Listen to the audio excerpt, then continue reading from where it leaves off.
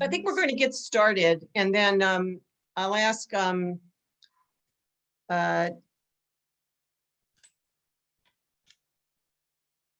Phil.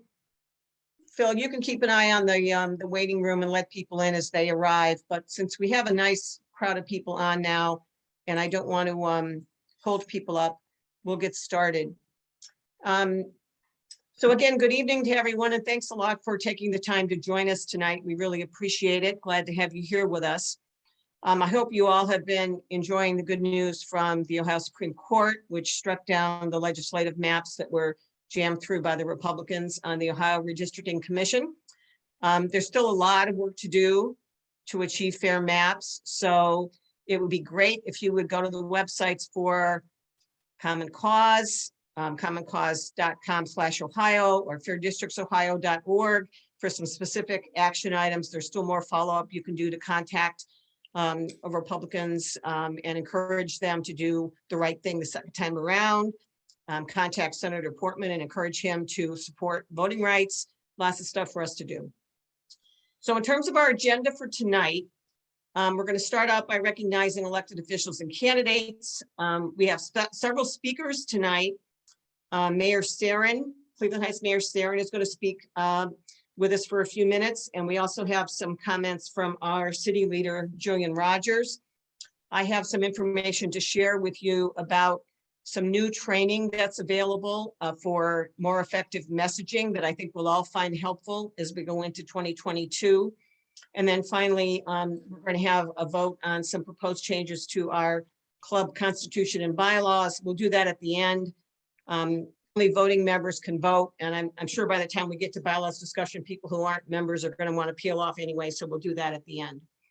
So just to give a little bit of a heads up on that, only people who qualify as our voting members can vote on the bylaws changes. So those are our renewing members who are current on dues or new members who joined at least 30 days ago. One other technical thing, just to remind you that if you happen to be observing the Zoom on a laptop that you're sharing with somebody else, like sometimes we have spouses who are watching together. So if you're voting members, you can only do one vote per machine. So you'd have to either sign on with a separate laptop or somebody could sign up on their phone if both of you want to vote. Or you could, one person can vote, then you could log off and log on again and the second person can vote. If you're going to be doing that, let us know. So we'll be watching for a second login from the same machine.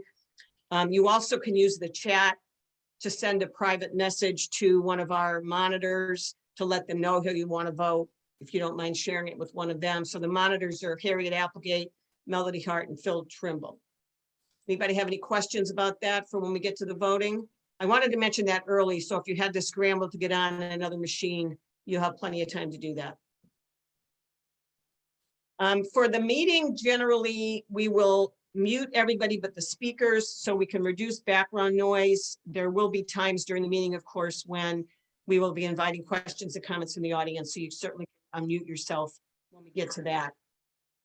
I'm going to start out by recognizing elected officials and candidates who are on the Zoom. We appreciate their public service. We appreciate everyone who's interested in serving. It's not the same as being able to meet with people in person, but we appreciate you joining us for the call. I'm going to call out names as I see them on the screen. If any of the candidates want to drop contact information or website addresses in the chat, you can certainly do that, and our members will follow up if they're interested. So I don't know if our mayor is on yet. I know Mayor Khalil Sarin is planning to join us. We have city council members, Melody Hart, Tony Kuda, Josie Moore. I know Davita Russell was planning to join us. I don't know if she's logged on yet. I know she was planning to join us.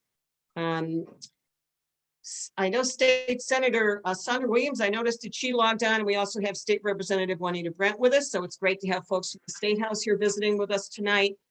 Lots of judges and judicial candidates, Judge Vaudrey, I think Lisa Forbes and Richard Bell signed up. I see our school board member, Malia Lewis, is on.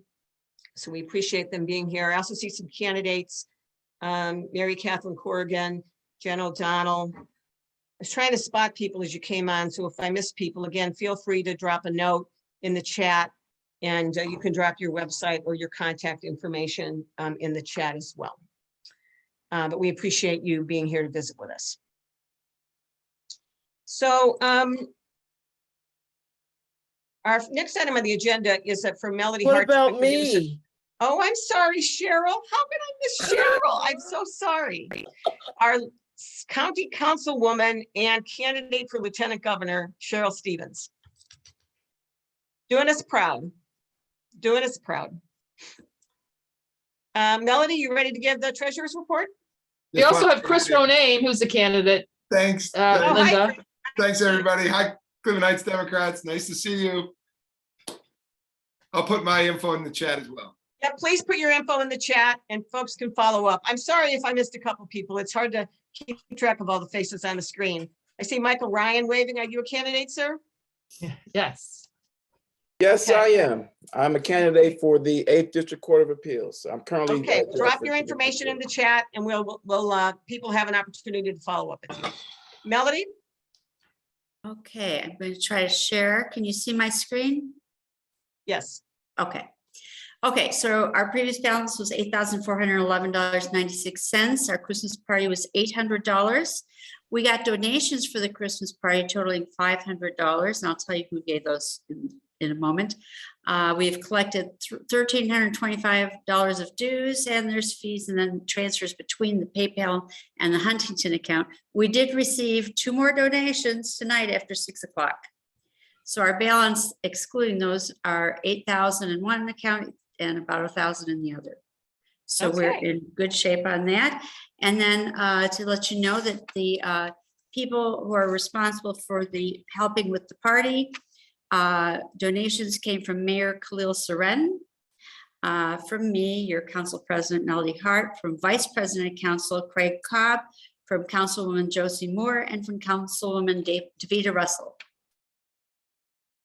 We thank everybody who contributed to the success of our holiday party. We really appreciate those donations, which helped pay for all the great food we had at Mojo's.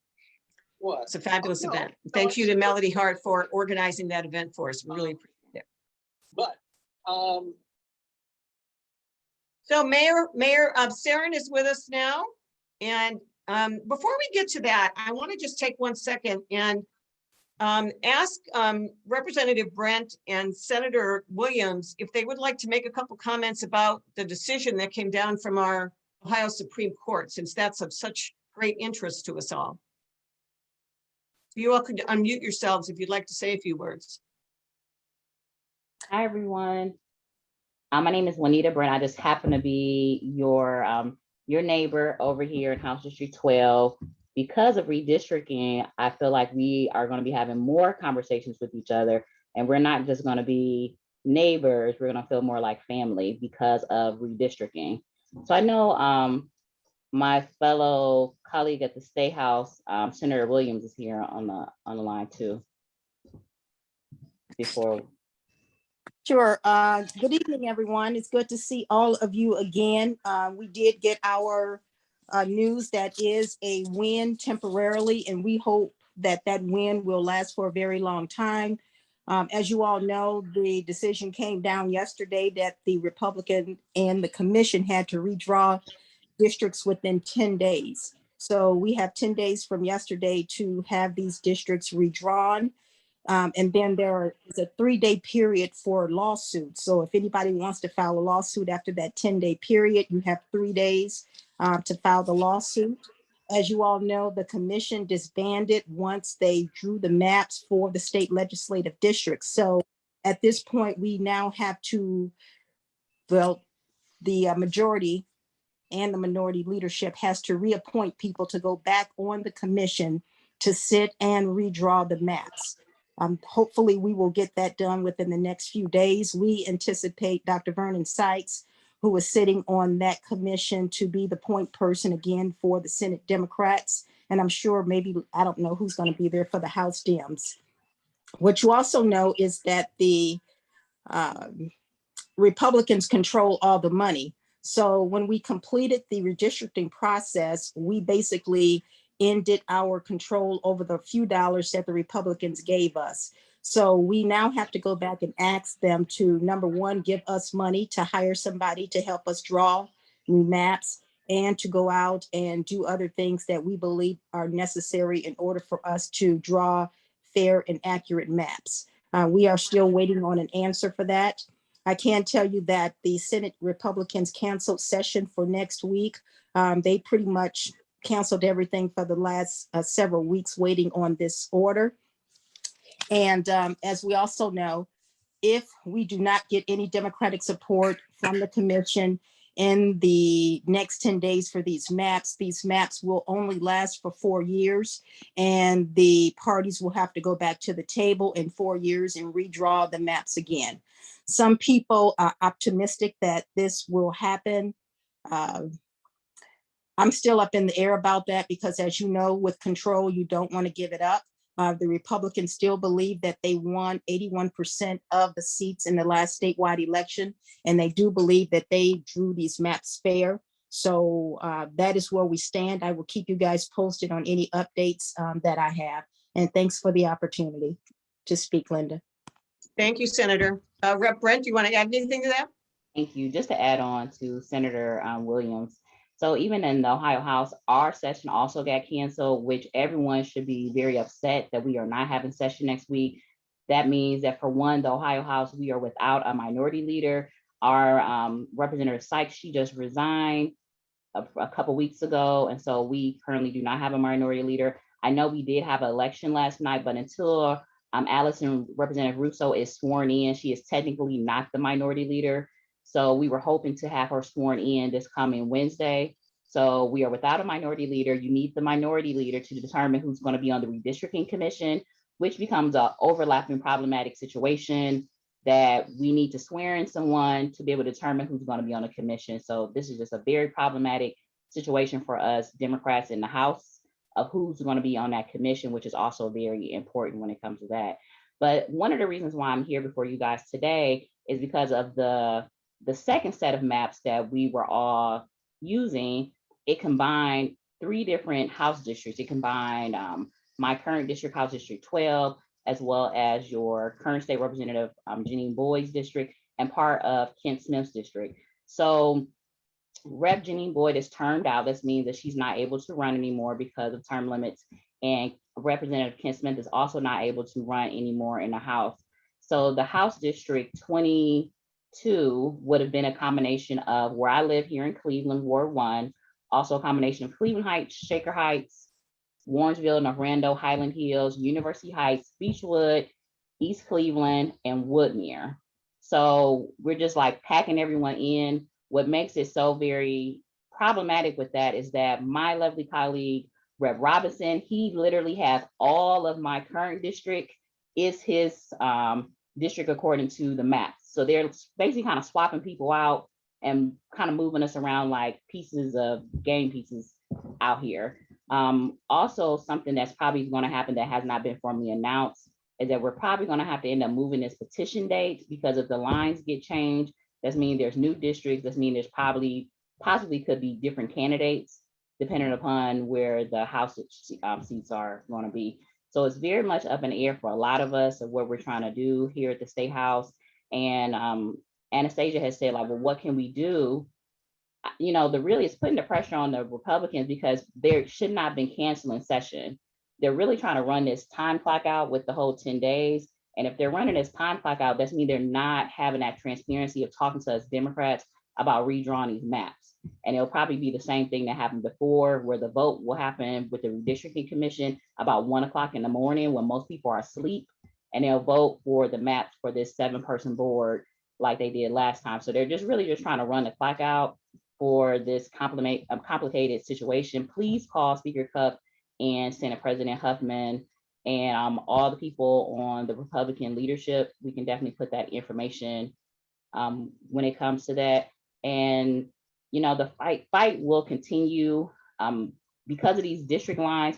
It's actually changed on how many districts are in Cuyahoga County, and it's pushed all of us Democratic state reps and state senators into the northernmost part of the county, and actually opened up a new Republican district Republican leaning district on the southeast side of the county. So instead of Rep. Robinson having his traditional district, they've given that district to Representative Grandale, who is a hardcore anti-public school, anti-choice, anti-anything that makes sense person who has the southeast side of the county, which is part of Solon, Brecksville, Berea, and all these other cities.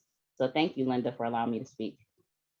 Well, thank you very much. And if you have handy a list of people we should call, feel free to put it in the chat and folks can get on that as soon as our meeting is over.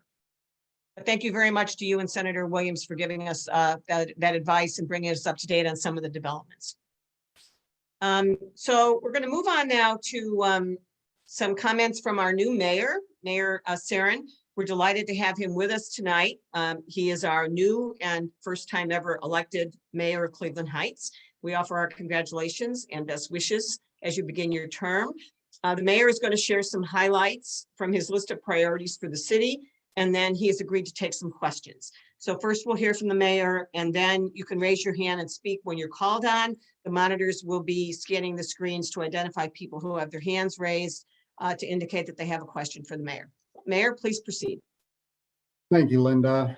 First, I just want to make sure everybody can hear me okay. Does the sound all right? Okay, so I want to use this time to check in with you to let you know what I've been up to, what's on my mind, and what's next. I know it's only been official for 13 days, but frankly, it feels like longer. Every day since I was sworn in has been spent at the office. I rarely leave before 7.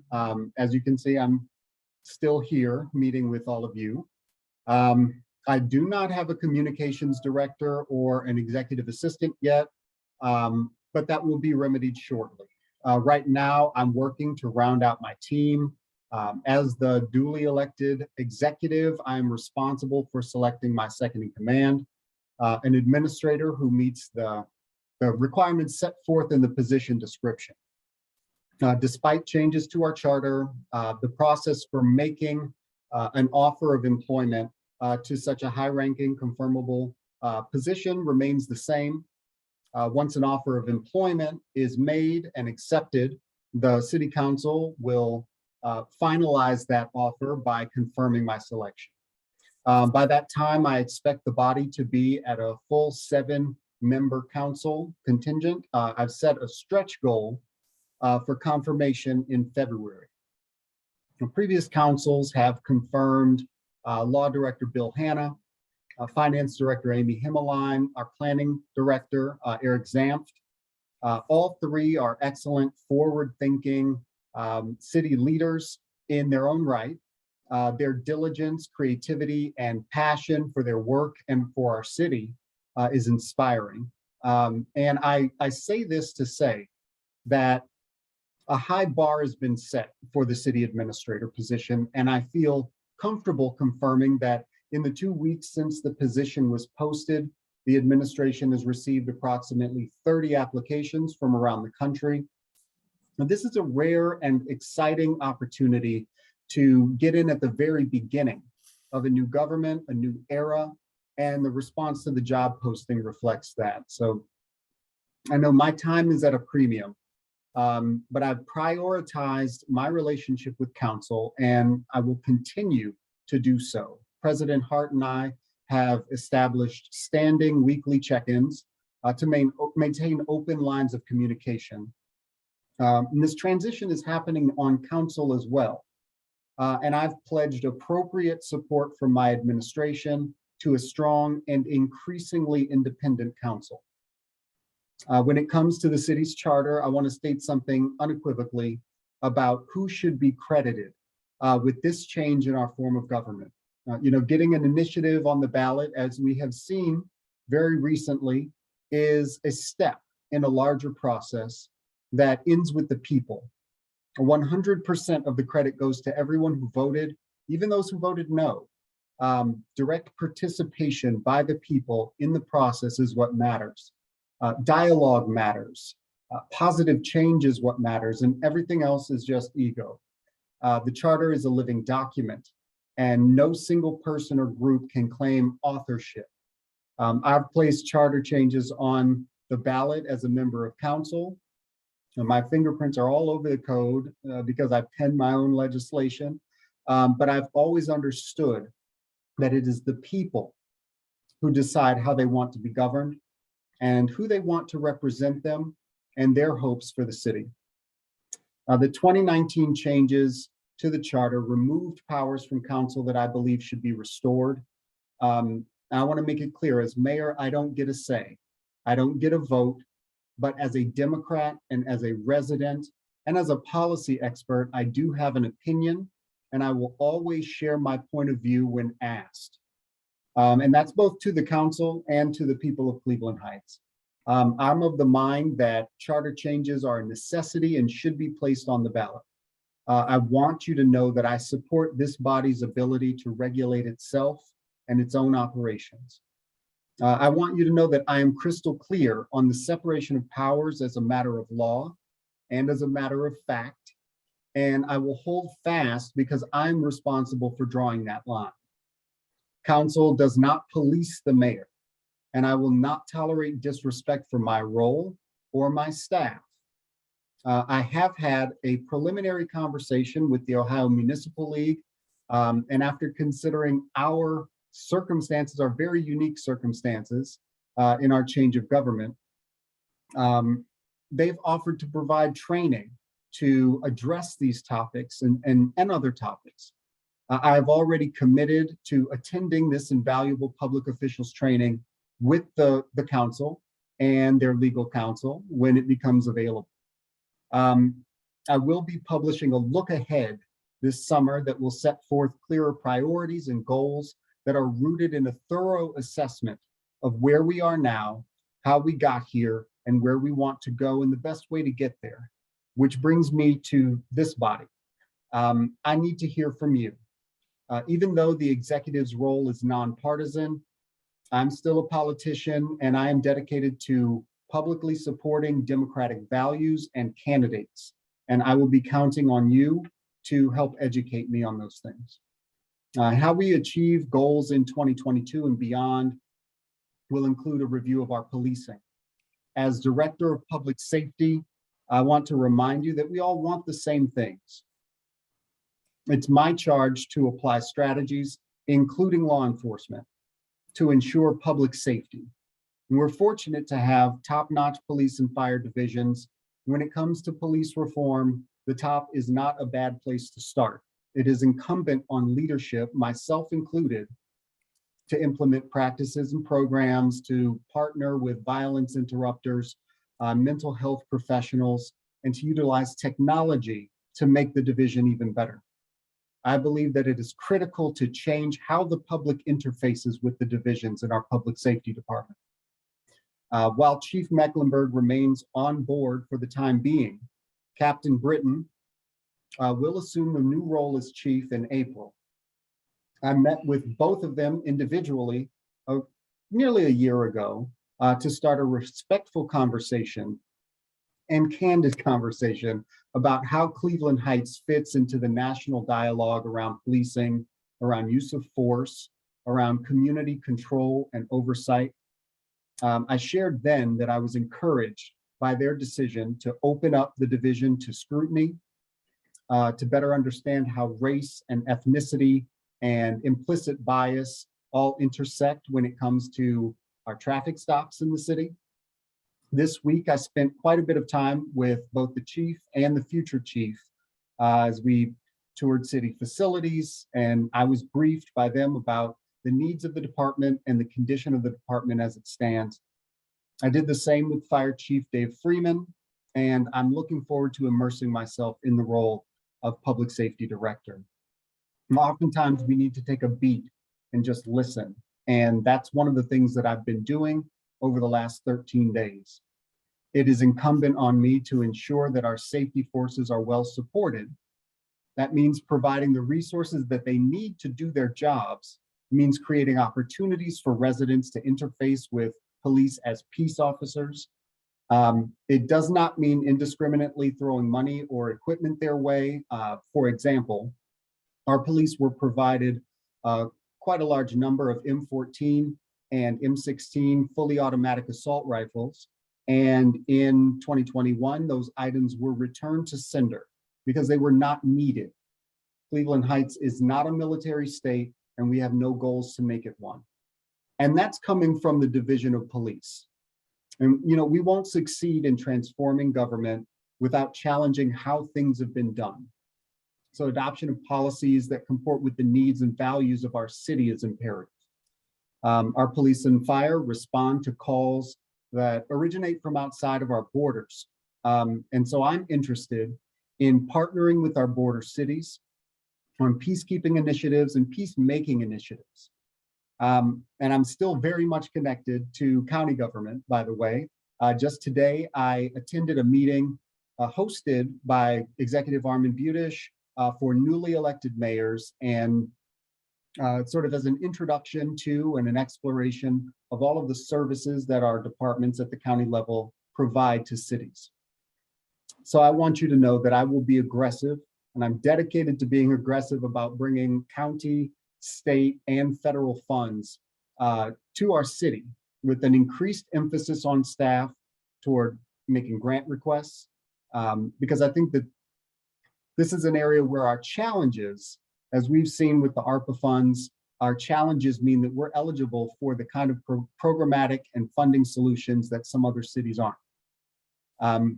So we have a chance to make ourselves over in various ways and on various fronts and pursue funding that's in line with those challenges. You can expect to see sustainability becoming a much larger entrenched part of the administration under the development umbrella. And I've already been in contact with Superintendent Kirby at CHUH Schools, Library Director Levin, Mayor Brennan. And we all agree, and this President Hart included, that improved communication and consistent coordination will benefit our unique cross-city dynamic. Despite the good intentions in the past, these relationships require prioritization, active prioritization, and should be nurtured. We're better positioned now to show loud and proud support for our public schools and develop programs that make City Hall accessible to civically minded students in public and private institutions. So I'm committed to staying fresh and enhancing my personal leadership strengths. Beginning in March, I will have the opportunity to build on the hours I've already earned at CSU's Leadership Academy by attending their Public Management Academy, which is a comprehensive management development program specifically designed to prepare public managers for careers in federal, state, and local government. And if all goes according to plan, your mayor will be a designated CPM, a certified public manager, toward the end of the year. And I want to do all that I can to live up to the trust that you've placed in me. And I just want to make one final note before we open it up to questions. Just so you have a heads up, the Cuyahoga County Young Democrats will be honoring Justin Bibb as elected official of the year later this month, but he won't be alone because I will be receiving that same honor that evening. I know that I owe that in large part to the support of Democratic organizations and clubs like this one. And I want to thank you for that. And please, I welcome any questions about anything I've discussed.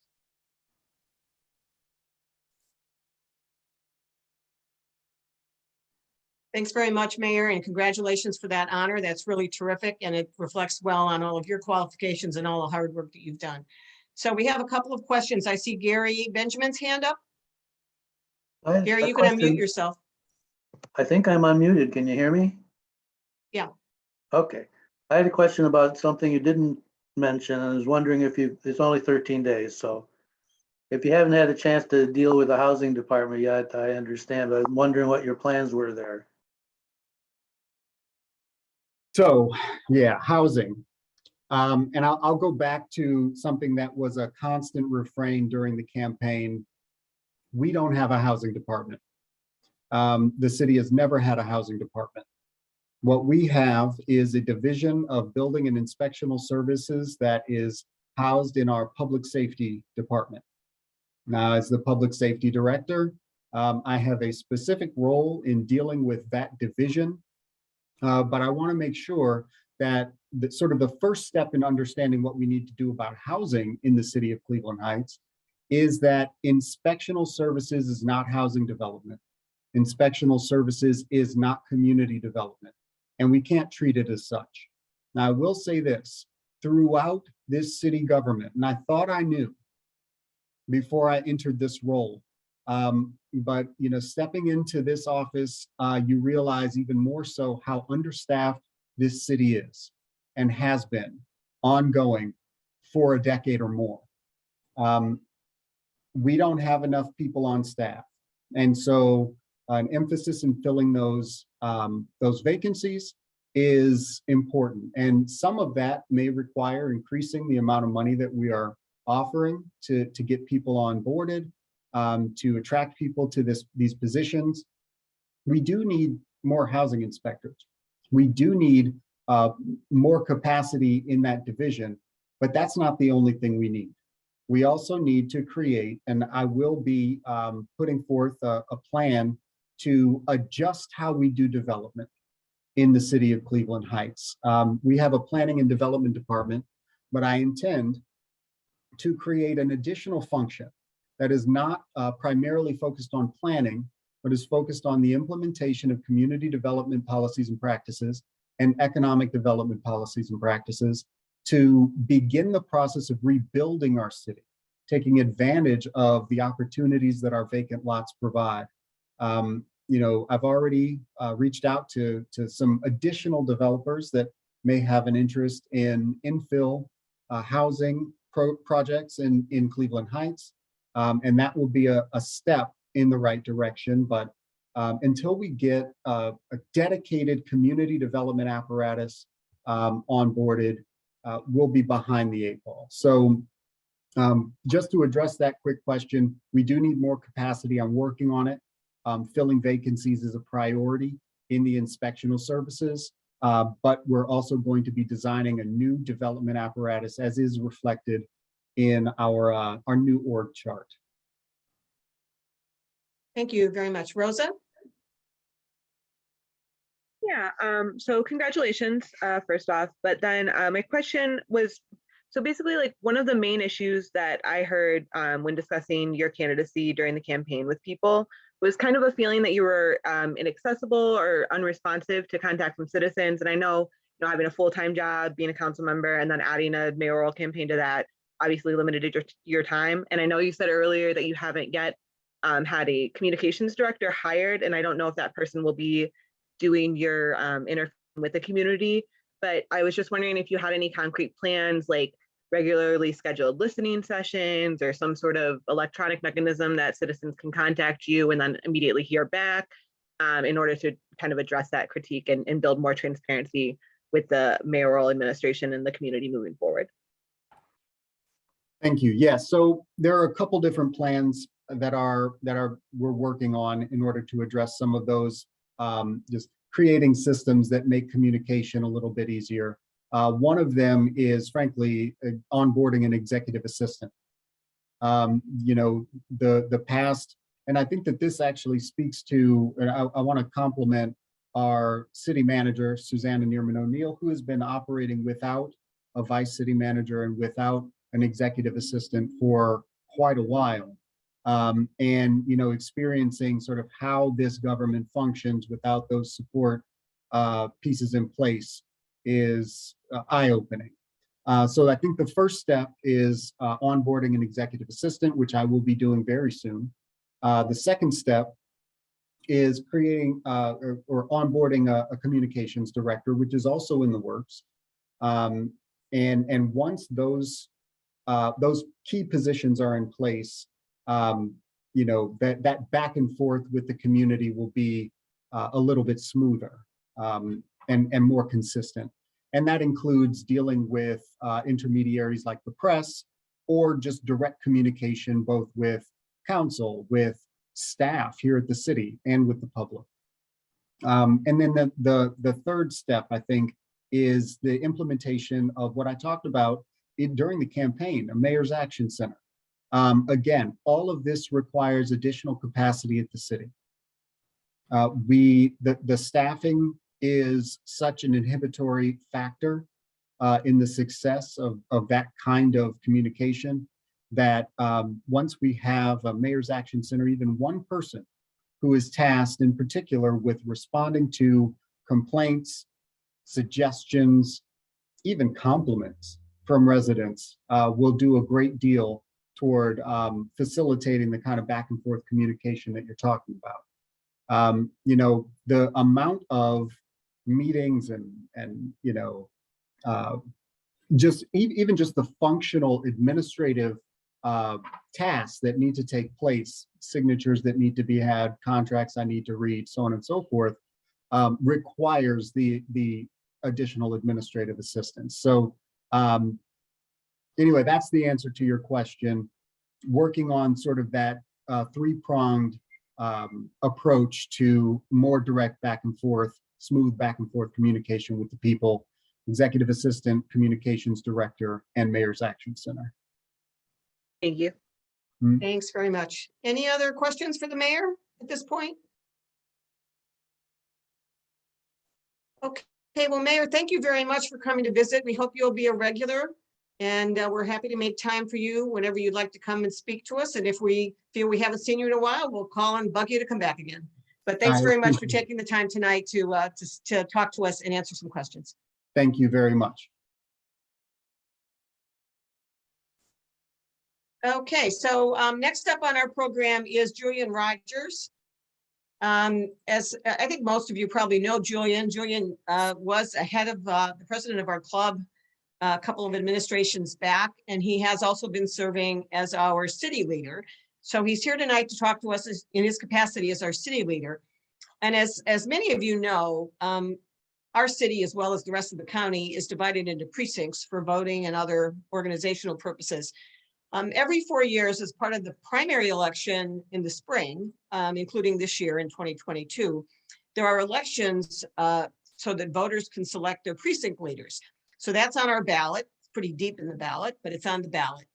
And then subsequent to the primary election, the precinct leaders meet to elect a city leader. We have 35 or 40 precincts in Cleveland Heights.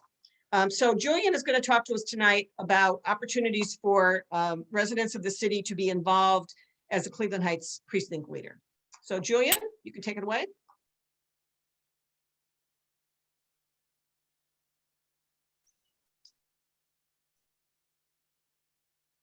I saw Julian had signed in. Oh, I'm sorry. Can you not hear? Can you hear me now? I can hear you now. Thank you. Okay. Good evening, everyone. Julian Rogers here. There may be an echo. I'm actually in a locker room here at the Heights Ice Rink. My son is doing hockey practice. So Linda, thank you for the opportunity. Like she said, this is an election year for our precinct committee people. We have several precincts throughout the 5 wards of Cleveland Heights.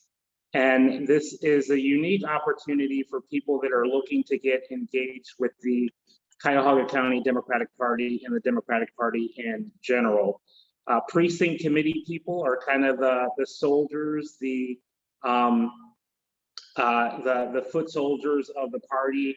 These are the people that we depend on to have regular conversations with their neighbors about democratic principles, about the candidates that are running, and also back and forth. The precinct committee people are the people that candidates and elected officials depend on to be kind of the eyes and ears on the ground of what residents are asking for, what their needs are, and what are some of their expectations. So these are very important and critical seats for the Democratic Party. And historically in Cleveland Heights, we've had difficulty filling these positions. So normally I would say, you know, we have about 60% of our precinct committee positions filled, either by elected people or people that are appointed to vacancies, but that means that 40% of those seats go empty. And we really want to grow that number this year. We want to make sure that all of our precinct committee seats are filled, but it's going to take folks to run for these offices. So it's a very simple process. There are petitions that you need to get filled out. You only need 5 valid signatures. So that means you need 5 signatures from Democrats within your precinct. And so, you know, going door to door, normally you can find those 5 people. I'm happy as a leader to provide you with a list of registered Democrats within your precinct. But all precincts are up for election. We have several longtime committed committee precinct people that are likely going to be running for re-election. But again, all of these seats will be considered open at this time. So anyone interested in running, I encourage you to run. I have petitions with me at my house, so you can feel free to contact me if you'd like to petition. You can also get a petition at the Board of Elections. I believe, I don't know how often it's manned, but the County Democratic Party headquarters would likely have petitions. I'm just not sure their hours. And potentially, I would imagine you could print and download a petition from the Board of Elections website. So those are some of the options. But if you want to contact me, my name is, again, it's Julian Rogers. You can find my email. I'll give that. It's Julian, JULIAN _Rogers, ROGERS @hotmail.com, or you can contact me by phone at 216-701-5234. But we're, you know, like I said, these are very critical positions to the party, and we really want to have a strong presence from Cleveland Heights. We're, you know, one of the most progressive cities here in Cuyahoga County, and we are a leader when it comes to supporting progressive issues and progressive candidates. And I really think that it would show a strong message to the party and to the county if we, as Cleveland Heights, are well represented at the Central Committee and are able to fill as many of these precinct committee seats as possible. So again, we look forward to anyone that's willing. If you know people that are looking to get engaged in the party, have them contact me, and we'll make sure that they get connected. And I can walk them through the process, but it's very simple. Again, it's 5 signatures. It's usually good to get more than 5. I would, you know, usually get about 10 to 15, but that's it. You turn that in. The only, the filing deadline is February 2nd. So you would need to have this filled out by February 2nd. We know that, you know, it was mentioned earlier that there was a Supreme Court decision regarding the maps, and that might change the overall filing deadline, but there's been no instructions from the County Board of Elections to date. So we're moving forward under the assumption that February 2nd will remain the filing deadline. So you would need to have your petitions in by then. Linda, thank you for the opportunity. You're very welcome. Rachel, do you have a question? Julian, can you clarify when the election actually is? Is it this spring? Is it November? And the other thing I just wanted to announce is that buildbackcuyahoga.com is doing a training Monday night at 6:30 for people interested in learning about becoming a precinct leader for the Democratic Party.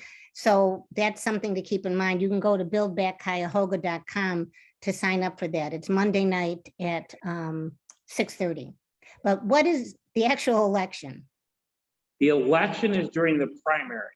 Okay, that's what I want. Yeah, okay. Which is in May. At present time. Correct. Right. Okay. Right. Yeah, right now it's scheduled for May 3rd. Okay. Okay, somebody else had their hand raised. We have another question? Yeah, I did. Julian, do you have a list of the, I guess what we would call open seats, open precinct seats where, they're already open, nobody's in them? And could you like email that to the club?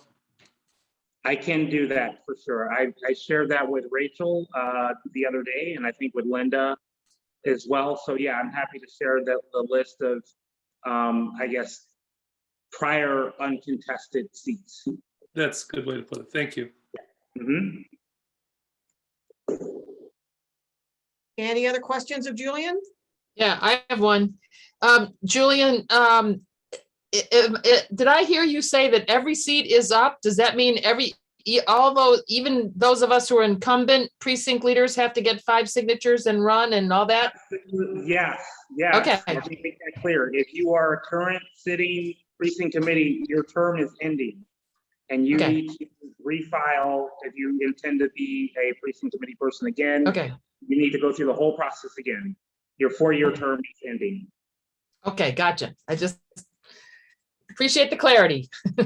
Yeah, so there's 2 different categories of people. There's those who are elected through this process who have a 4-year term, and then it's also possible to get appointed by the county chair. So those appointments by the county chair are just a 1-year appointment, but the elected positions are 4-year. So somebody else have a hand up?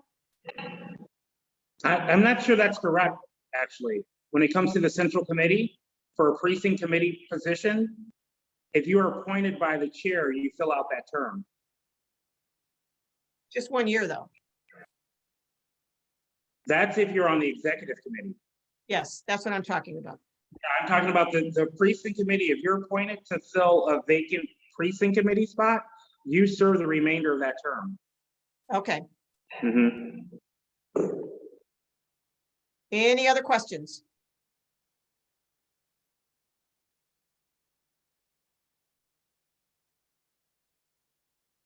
Okay, so Melody, do you have thank your you, hand up? Julian. Melody, do you have your hand up or no? Yes, I do.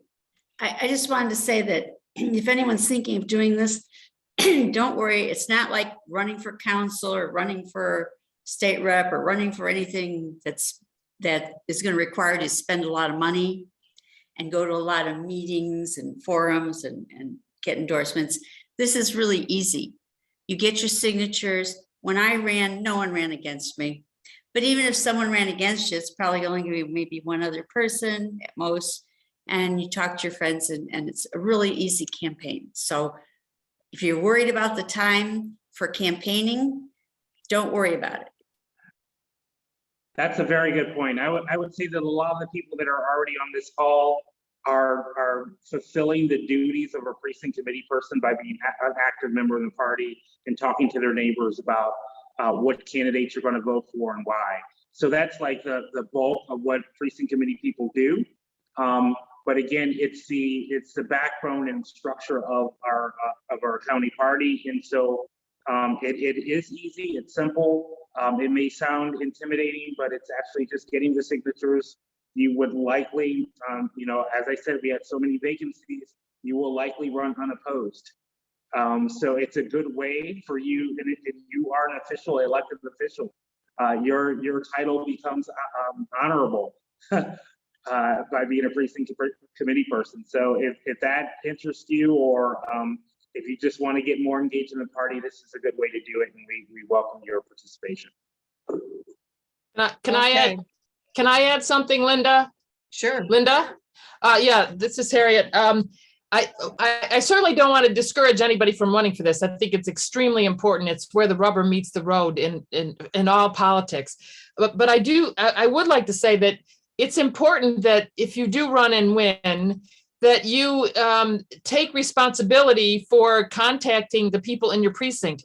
And it turns out that there's a ton of people in our precinct. So I would strongly recommend that, and I hope a maximum number of people run for this, but when you do run, think of acquiring a partner, maybe a permanent partner, because these precincts are big. And if we do our jobs, which is to contact the members of the registered Democrats in the precinct, it's hard to do by yourself. So think in terms of getting a partner. I think it's really important that once we are precinct people, that we actually do contact the voters in the precinct.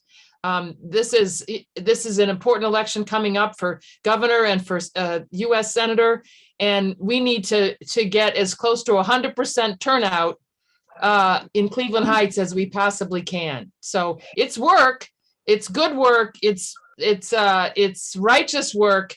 Get a partner and sign up. And I know that different cities that approach this in different ways. I understand that in Shaker Heights, for instance, many of the precincts have block captains. So they'll have a person who takes responsibility for maybe 4 blocks, and they walk that block, or they drop off leaflets at that block and reach out to the voters and try to contact them that way. So there's lots of different ways you could attack it. Sue, did you want to say something? Yeah, I just wanted to point out that a lot of people are like, oh, well, DeWine won in 2018, no problem, he would win again. Or it's important to know that across the state, on average, DeWine only won by 18 votes per precinct. Okay, so now precincts operate differently across the state, but on average, so if you're a precinct committee person in Cleveland Heights, to probably make up for all the Republicans in Ohio, you probably need to increase the turnout in your precinct, depending on what precinct you're in. Probably, if you just break it down into numbers, like 50. And actually, that's not that hard if you're talking to your neighbors. So, and know when new people move in and things like that. I just wanted to pass that along because it may seem daunting, but as being in Cleveland Heights, we have an obligation to the rest of the state to turn out more people. So at least that's my opinion. Yep, no, you're absolutely Good right. point, Sue. It's a very good point. Yeah. Anybody have any other questions on this topic or comments? Okay, thank you very much, Julian, for taking the time to talk to us tonight. Thank you. I want to mention one other thing to you real quick before we move on to the bylaws question. I happened to attend a really interesting program this week, and Sue was on it as well, and there may be some other people on this call who attended it, but it was a training program that was organized by OPAL, which stands for Ohio Progressive Action Leaders. And the purpose of the training was to help us become more effective message deliverers. I know we sometimes fret about how we can help Democrats, whether they're candidates or people like us who are doing individual canvassing or trying to recruit people to register to vote, and how to make our messaging more effective. So the purpose of this training is to help you learn how to do that in a really efficient way. So I am going to do a training program, and under the OPAL program, it's called a huddle. So I'm going to establish a huddle, and I would love to get some folks from our club who are interested in doing this. So if you would, send me an email at president@clevelandheightsdemocrats.com or text me at 216-533-6941. Let me know if you're interested, and then I'll get back in touch with you. The time commitment is minimal. We would probably have a couple training sessions because they have several different sort of training exercises for you to go through. But I think you'll find it useful and really a very good use of your time. Anybody have any questions on that? Okay, we're moving on to the bylaws. We'll have a vote on the bylaws. Thanks, Sue, for posting that. We'll have a vote on some bylaws changes. And again, only voting members should remain on the call when we're doing any votes. So please plan on leaving if you're not a voting member. And our wonderful moderators, Harriet, Melody, and Phil, will check our participant list against the voting list. So we did circulate back in December some proposed changes to the club's constitution and bylaws. And just a shorthand, I usually refer to both of them together as the bylaws. So we sent out a copy of the revised document, what we propose, subject to vote, a compare that shows what the changes are, and then a chart that summarizes the changes. So I hope that you've had a chance to go over that. I'm going to briefly give you some highlights from that. Then we will entertain a motion to approve the draft. and a second for that motion. And once we have that, we'll open the floor to discussion. And then after we've discussed it, we will proceed to a vote. And regarding the discussion, once we get to that point, we certainly want people to participate by making comments or asking questions. So I ask again that you raise your hand, use the raise hand feature, or just raise your hand on the screen so we can call on you to talk. And then the monitors will be helping keep track of the screen to help identify people who want to talk. But I ask that you do that rather than put comments in the chat so that we can be sure that everybody sees them. So as to the changes, I'm not going to read them out, one by one, because we already sent them out and I want to be respectful of your time. I am going to just briefly summarize some categories of the changes. There are a number of changes that relate to Zoom meetings. So we're proposing that we provide in our bylaws that we can have meetings virtually, such as by Zoom as we're having tonight, or as a hybrid mode, meaning we would be in person, but also have some kind of virtual option, or have meetings in person. Now, it would be great if we could have all of our meetings in person, but during these many months of this pandemic, it really hasn't been safe and practical to do that. And even now, the rec center is not really opening up their rooms for meetings at this point. So we're going to have to continue to have virtual meetings for a while. But we did informally poll our members on this at the beginning of 2020, and nobody objected to having the meetings by Zoom.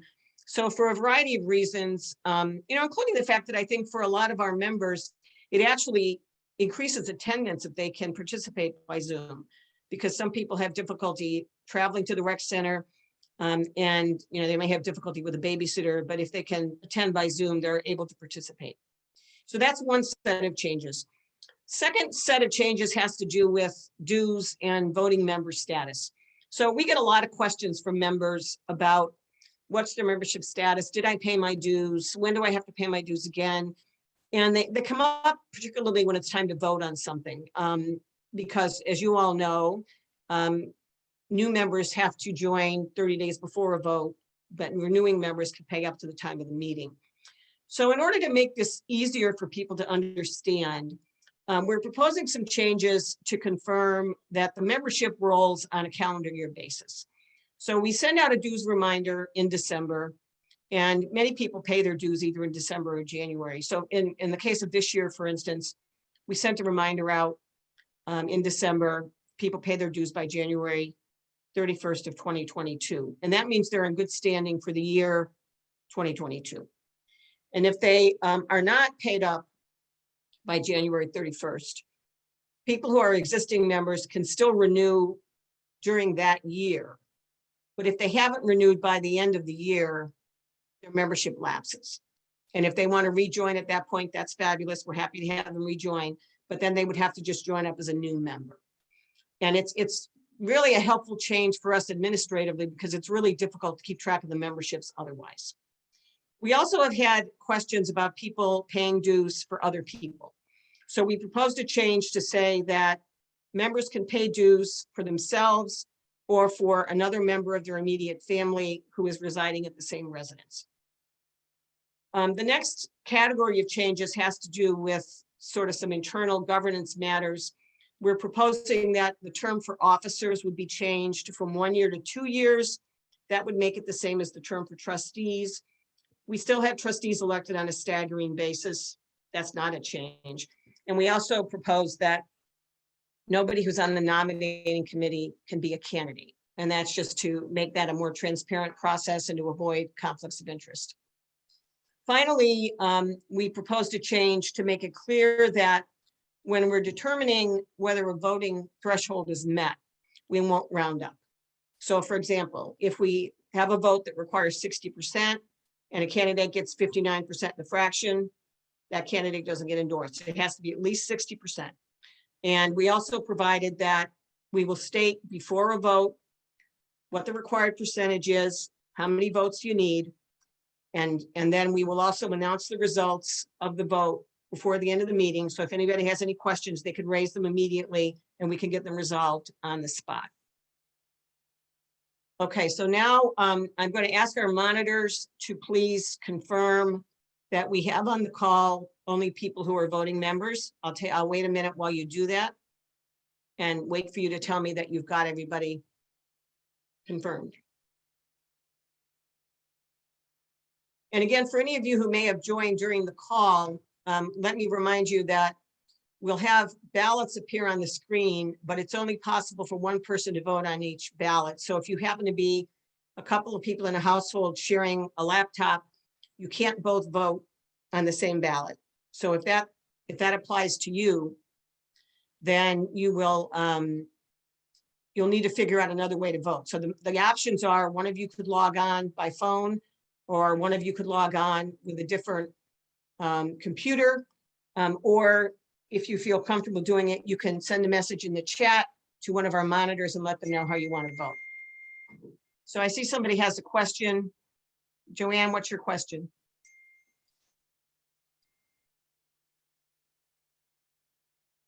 Joanne S. I don't know who Joanne S. is. So if you have a question, please unmute yourself.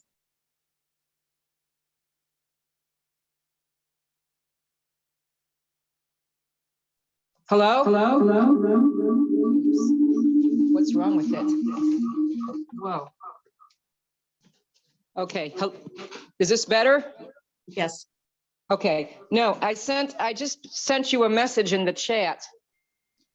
I read the bylaws really carefully and I had a question.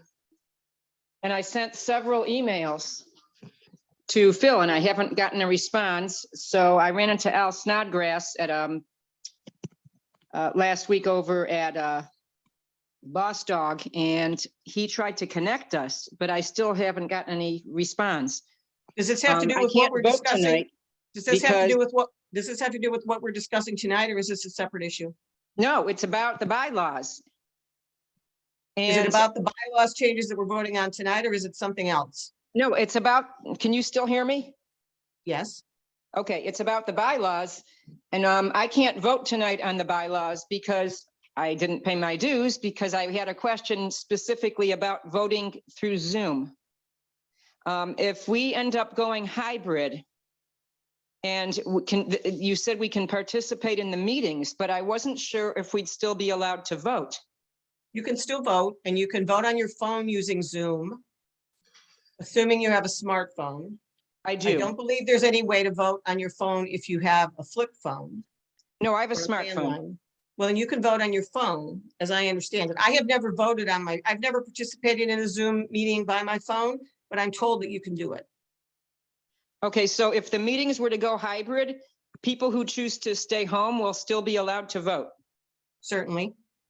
That's all I wanted to ask it. All right, we'll pay Okay. our dues, but we can't vote tonight. And there's, Okay. we have some other people who I think might want to join the Cleveland Heights Dems, but would also have the same question. Well, sure, but we've always, for as long as we've had virtual meetings during the pandemic, because we never had them before that, people have always been able to vote through the Zoom function, either by using their computer or by using a phone. We've had one Right, or I two know people who that. didn't My have a question was, smartphone. I know that if we're all going virtual, I knew that we could all vote as long as we paid. But my question only concerns, would only concern me is if half the people are in person and then only the people in person would be allowed to vote.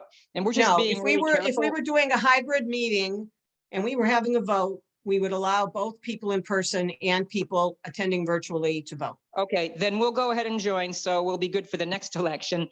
Okay. I just really needed to know because we're not really going very many places with a lot of people. I understand, and I appreciate your concern about your safety.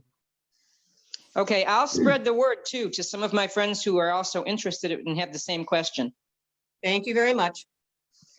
Okay, thank you. Okay, so monitors. Are we down to the number of people who are voting members? Well, I have a few people who seem to be, who at least a minute ago were on the call, aren't eligible, I think. So do you want me to read their names? Are they still on the call? Well, let's see. You can pull up the let me see. participant list at the bottom. Let's see here. Mary Simpson, I believe, is not eligible. Walter Theme, And let's see. Is Ted Pinkston still on the call? Well, Chris Ronayne, I don't believe is eligible. Let's see. I think that's it. I had Ted Pinkston, but he seems to have left the call. Okay, Hey, Harriet, is Joanne Siegel still eligible? She thought she wasn't. No, she's not eligible, Okay. but I didn't mention her name because she already said she wasn't. Yes, she's not eligible because she's not paid her dues. So it's Mary Simpson, Walter Thiem, Joanne S. Siegel, I guess. And I had, I guess Mary Catherine Corrigan left the call. She's not eligible. Chris Ronayne is not eligible. And I guess Ted Pinkston left the call, if I'm not okay, so mistaken. Yeah. Phil, I think you're able to remove people, aren't you? Yep, I'm in the Would you process please of that. remove the people who aren't eligible to vote? Yep.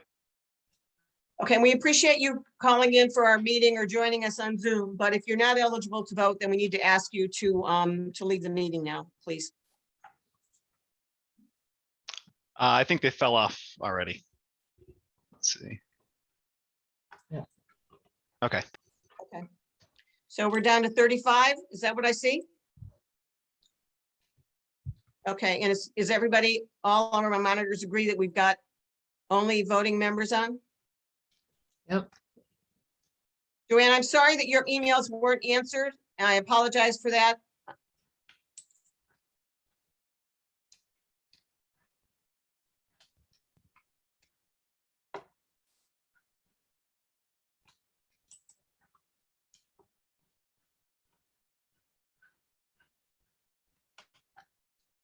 So I'm just going to wait a minute here so you can all confirm to me that we have the right number on here. Which I know you can't vote, but you have to not be on the call because once people vote, we can't tell who voted.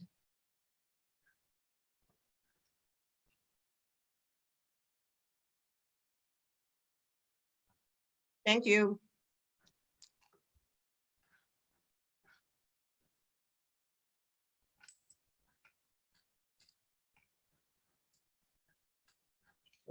I'm trying to leave. Wait, I don't know how to, oh, here it is.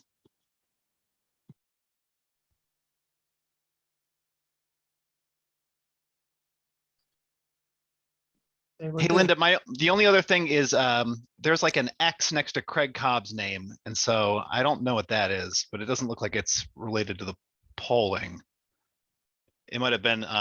Craig like- is a member. Reaction. Me on the list? He is a member. Craig is a member. It's a no, reaction. It's a no reaction for Zoom. Oh, You might okay, accidentally hit like- the no. Got it, like the hand raised. Thanks, Rosa.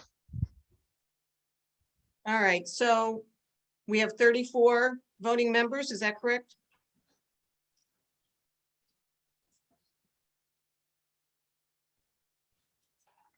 That's correct. Does Oscar get to vote or only Rosa? We're gonna coordinate our votes. Just So one. we have 34 voting members. We need a 66 2/3 vote to pass. So that gives us 22.678, which becomes 23 votes. So we need 23 votes to pass. Anybody have any questions on the math?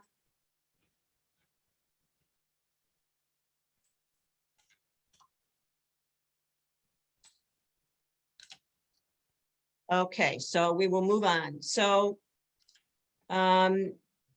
I will ask for a motion and a second as to the draft that we circulated, and then we will proceed to open the floor for discussion. And then after we have the discussion, we'll move on from that to voting. Can I have a motion to approve the proposed changes to the bylaws and constitution as circulated? So moved. Who was that, please? It's Oh, Tom Thomas Wentz. Wentz. Okay, thank you. Could I have a second? Second, this is T. Thank you, T. Okay. We have time for discussion. If you'd like to raise a point, please raise your hand.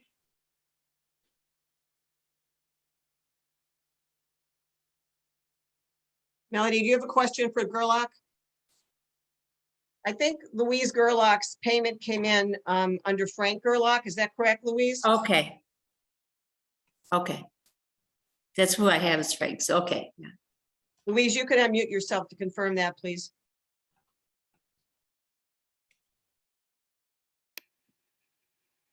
Okay, I confirm that. Thank you. My name should be on the account, but who knows? It's okay. It's okay. Thank you. Thank you. Okay, so I have a note here that two people have their hands raised, but I don't know who those people are. So who has a question, please?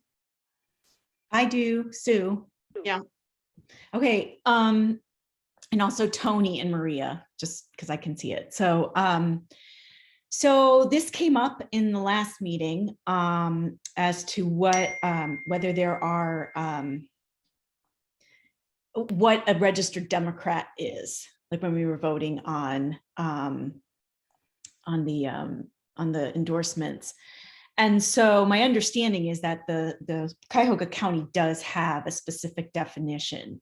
And so is that the definition that we are going to use as a registered Democrat? Or is it something else when it comes to voting? Say that again. When we were voting on, I mean, I know because I was involved in having to figure out who was eligible to vote and who wasn't Right. eligible to vote. But you have to be a registered Democrat?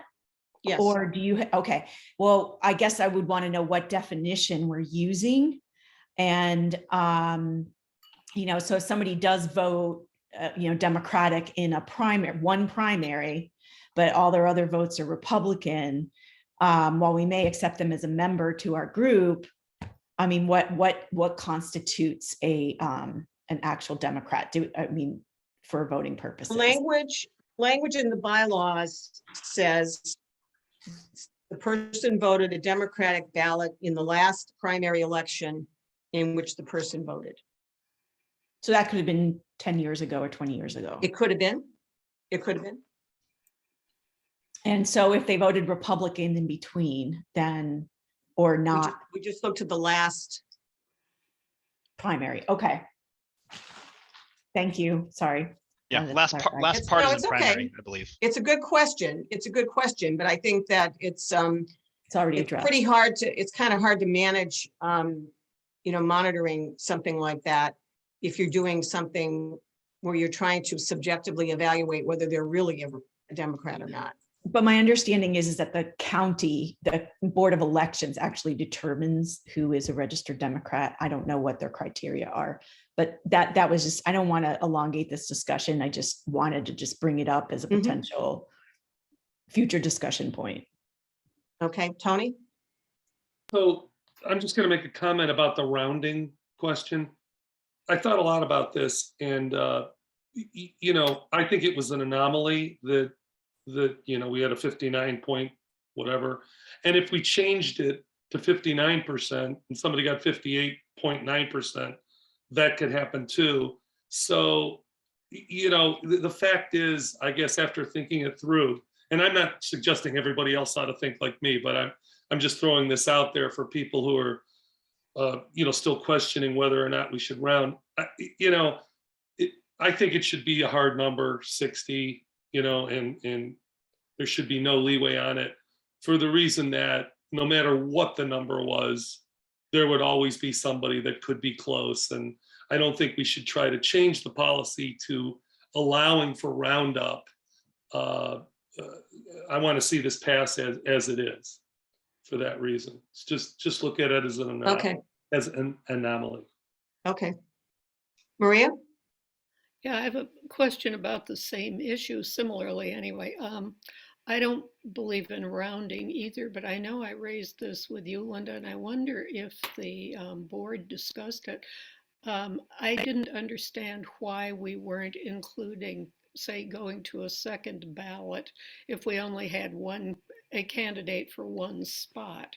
Right now, I think our rules are that if there are 2 spots open or 4 spots on council or something, we can go to a second or third or fourth ballot. But I don't understand if you have 2 candidates for one spot and one has, say that they've reached a certain percentage, why on earth not have a second ballot? I wonder if that was discussed. You mean in a situation where we have, let's say Two it's for candidates. mayor, and one, we don't have anyone achieve the endorsement on the first ballot, whether we would have a second ballot to Yeah. try again to see if somebody could get the endorsement. I can't really speak to historically why the bylaws don't provide for a second ballot. I only know that today our bylaws only provide for a second ballot in the case of a multi-opening race in Right, which you don't have endorsements equal to the number of open seats. I also know that there are other clubs that have a different way of handling that. You know, there are other clubs that will do, our bylaws provide that in that case, we do one more ballot.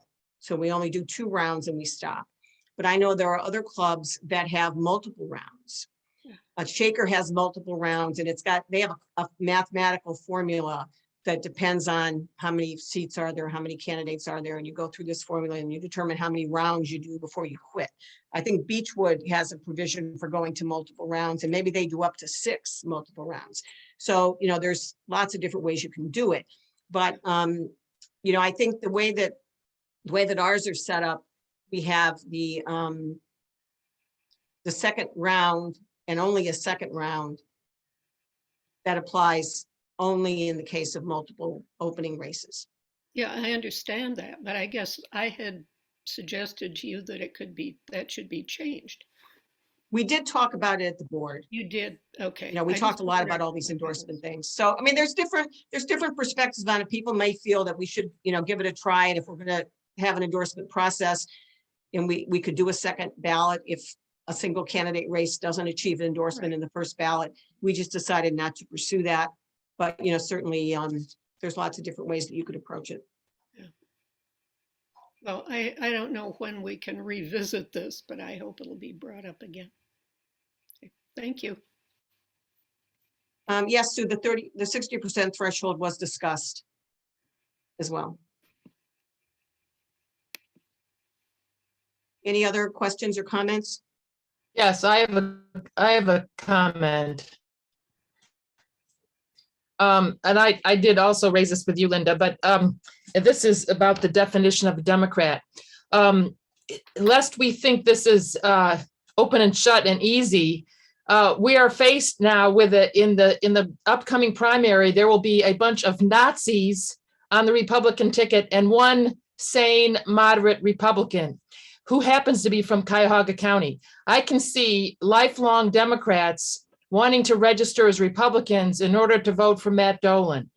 And that is not a stretch. I would refer you to the December issue of the Atlantic, where they basically sketch out 3 possible scenarios, 2 of which will result in a march toward fascism, and the third of which says that Democrats from left-wingers all the way over to conservative Democrats should work together with Republicans to stop the inevitable rush of fascism from the far right. And so, I mean, I think it's worth reflecting on the fact that some Democrats, some very good Democrats, may well register in this coming primary as Republicans in order to vote for Matt Dolan so that this state isn't assaulted with a completely idiotic, crazy people on the Republican ticket. So, I mean, I think it's worth not so much in terms of the way we vote, but it's worth us understanding as background the changing political situation that we find ourselves in. And I'll just leave it at that. It's just a comment.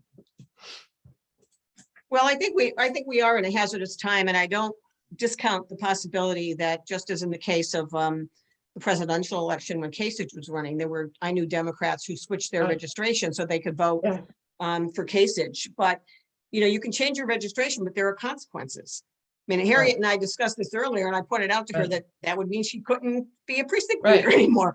So, Not you know, me, you I'm have just to- saying others. Yeah, so I don't know what the solution, I don't know what the easy solution to it is. You know, I mean, we used to have a weird sentence. Well, today we have a weird sentence in our bylaws that says that somebody has to be a registered Democrat or they have to have filed some kind of an affidavit with the county, and the county says, we know of no such affidavit. There's no such thing. It's like a push me, pull you in the Dr. Doolittle stories, you know, it doesn't exist. So, you know, I think we have to be careful about coming up with definitions that don't have some consistency with kind of what the norm is. Phil, do you have a point you want to make? Please don't just put things in the chat because Yeah, I yep, can't pay attention to the chat. Yeah, that wasn't just directly for you, that's for everybody, and I was gonna mention it. I'm just copying from the Ohio Secretary of State, the determining party affiliation language, which per Ohio Secretary of State, it is an elector is considered to be a member of a political party if they voted in that party's primary election within the preceding 2 calendar years, or if they did not vote in any other party's primary election within the preceding 2 calendar years.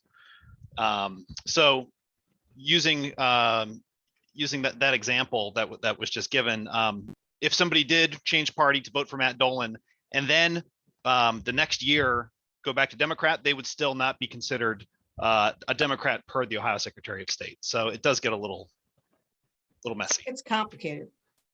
Yeah.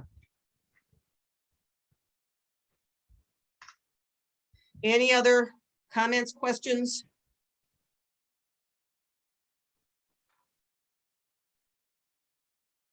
Okay, so we're gonna post a ballot. Now I see that we're down to 33 participants, so somebody left the call.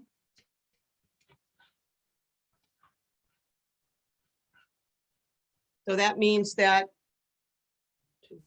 our numbers changed.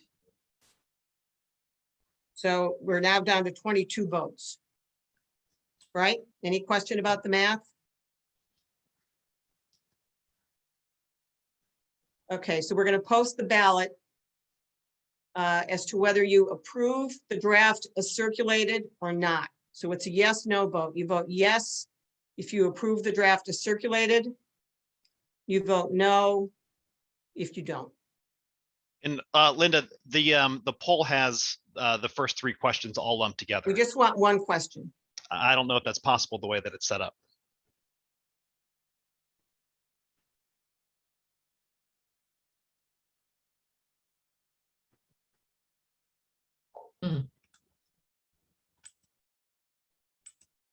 Yeah, Linda, the way that this was set up previously, we have to put the first 3 questions all together.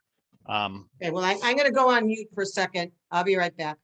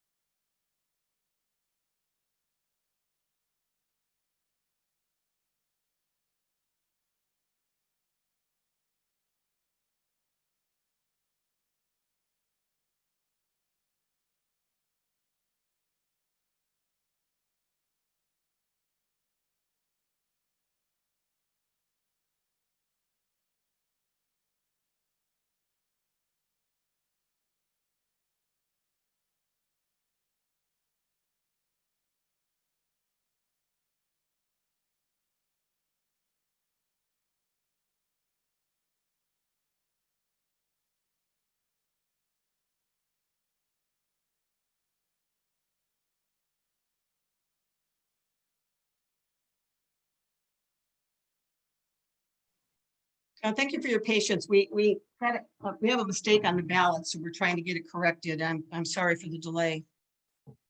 While we're waiting a minute for that, let me just mention that for our next meeting in February on the 10th, we have ODP Chair Liz Walters joining us.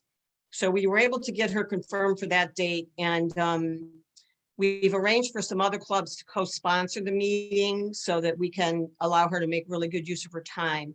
So the other clubs who are going to be joining us for that meeting are Shaker Dems, Lakewood Dems, Gateway Dems, Euclid Dems, Cuyahoga Democratic Women's Caucus. So we should have a nice crowd on the call for that meeting, but I do hope you'll all be able to join us so we can give her a warm welcome and make it worth her while. She's going to talk about some strategy considerations for Democrats in Ohio in 2022.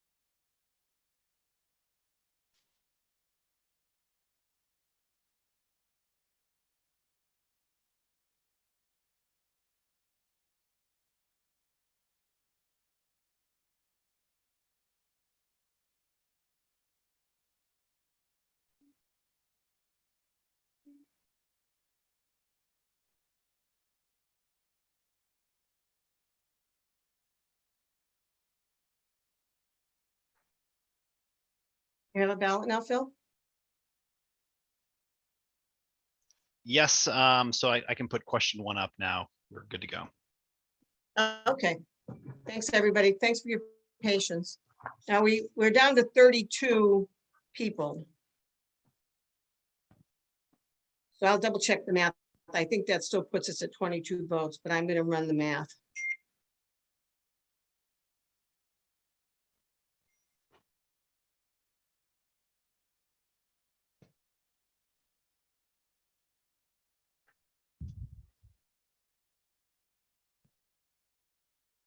Yeah, it gets us to 21 and a fraction. So we go to 22 votes needed to pass. Anybody have any questions on the map? I guess not, because you're voting.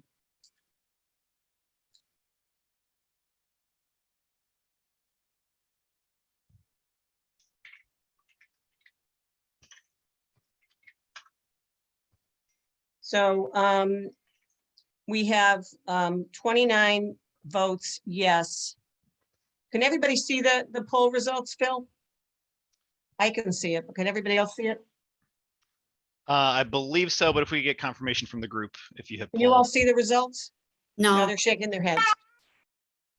No. So the results, are you able to share your screen, Phil? Yep, working on that now. Yep, there we go. No, you canceled yours. Okay, so 29 of 29 have voted yes. I vote yes. I didn't have a ballot on my screen because I'm a co-host. And Phil, I assume you didn't get a ballot. Yep, same. I also voted yes. I sent you my thing via text. Okay, so that gets us up to 32 of 32. So it passes. Anybody have any questions, comments, concerns? we aren't actually seeing it yet. I'm seeing Louise Gerlach's screen. Yeah, me too.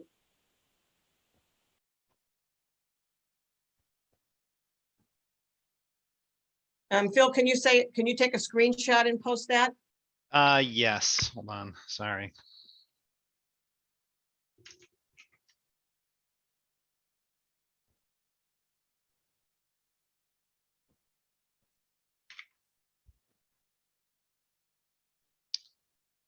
Of course, I can't post a screenshot directly into Zoom. Let me try to share my screen again here. You're going to see yourselves, I think.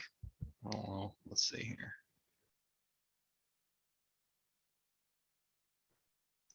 All right. Everybody have that? Can you all see the poll results now? Somebody speak up, yes or no, because No, I we can't. can't. No, Yeah, Zoom doesn't let you apparently. No. I'm sharing my entire screen. And you can't see it. All right, let me I- try. we- How about if you take a picture of it and then post the picture? So the problem is there's no way to post it to the chat. So it's like, where do I post? I know, the but can you picture to? post it? Can you Yeah, post it on a screen share? I'm trying that.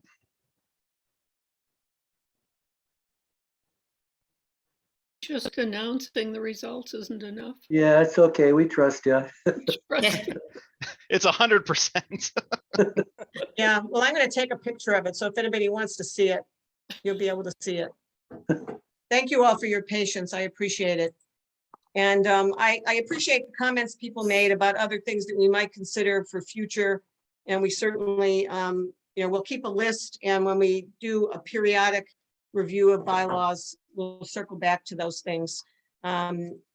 But we appreciate your thoughtfulness and appreciate your sticking on. Oh, There it is. There it is. there it is. Yeah. Appreciate you staying on the call for all of this. We're really sorry about the delay. There was just a confusion about the ballot, and we apologize for that. Okay, so again, we have our February meeting, and we hope to see you back for that. Anybody have any other business you want to bring before our meeting tonight? I just Can I wanted to have a say motion? that there's a litter cleanup on Monday at 1 p.m. at the Warrensville Noble Triangle. So if you want to come up to the north side of town and clean up some litter, 1 p.m.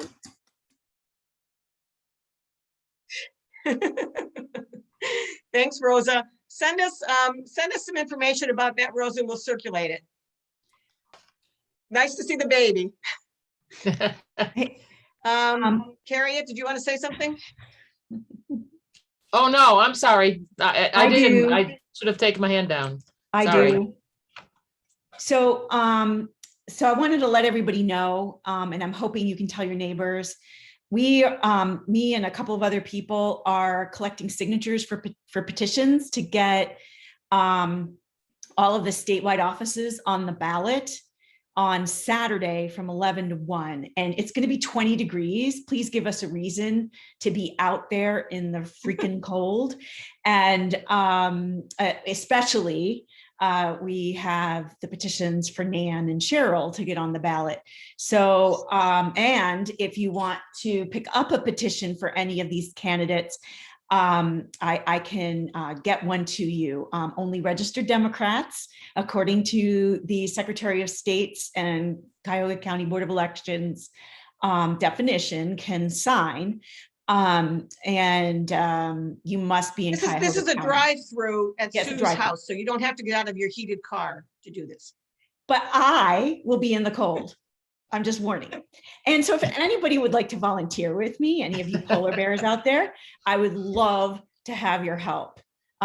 Just message me right now, but this is really important. You see with the results of the Supreme Court decision that how important it is to have elected 3 Democrats in the last 2 election cycles, because we would have never, ever gotten this decision. It's the only check on our system here in Ohio. So anyway. Thank you, Sue. Thank you for setting that up, and thank you for mentioning it to everybody. We appreciate it. Okay, anything else anybody wants to raise this evening before we stop our meeting? Okay, well, thank you all very much. Appreciate you joining us tonight, and we'll look forward to seeing you at our next meeting, if not before. And thanks again to our monitors. Bye-bye. Bye-bye. Sue, Louise, the signing is at Sue's house. And did you put hang on, something in the chat? I can put my address in the chat, and I can also put a Mobilize link, if that helps. Yeah, please do that. And hang on one second. I had it ready to go, but I got Did you put it in at the beginning? Did you drop it in at the beginning? No, I dropped a bunch of stuff. I'm sorry. I Okay. didn't mean to take over your chat. No, it's okay. But It's all if productive. if there's a way to send this out, just a quick, I don't want to, impose on your stuff, but it would be really helpful if like an email could go out, maybe with the results and the, We'll be sending an email out, so we can include a few things if you want to provide some notices, including the information about the fair districts and common cause and all that stuff, and we'll send one general purpose email out to everybody.